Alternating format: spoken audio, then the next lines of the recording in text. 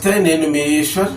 ఈ6 న్యూస్కి స్వాగతం. వార్తల్లోని ముఖ్య అంశాలు: ప్రజాప్రతినిధుల కేసుల వేగవంతంపై సుప్రీంకోర్టులో విచారణ జరిగింది.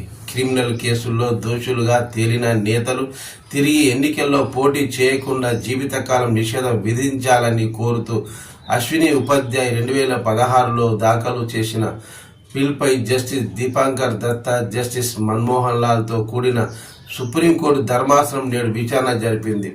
అమీఖాన్ క్యూరీ, విజయ్ అన్సారియా సమర్పించిన నివేదికను ధర్మాసనం పరిశీలించింది. 42 మంది లోక్సభ ఎంపీలపై 30 ఏళ్లుగా కేసులు పెండింగ్లో ఉన్నాయి అని అమీఖాన్ క్యూరీ తన నివేదికలో పేర్కొన్నారు.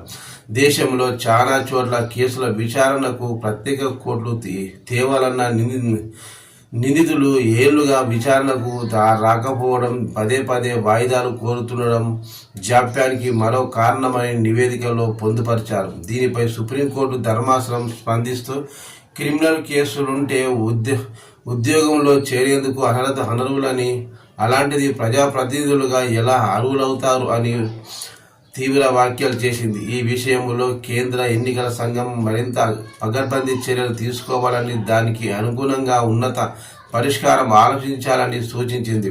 సుప్రీంకోర్టు ఆదేశాలు ఇచ్చినప్పటికీ, కొన్ని రాష్ట్రాల్లో కోర్టు ఆదేశాలు ఇచ్చినప్పటికీ కొన్ని రాష్ట్రాల్లో ప్రత్యేక కోర్టులు ఏర్పాటు చేయకపోవడంపై ధర్మాసనం అసహనం వ్యక్తం చేసింది.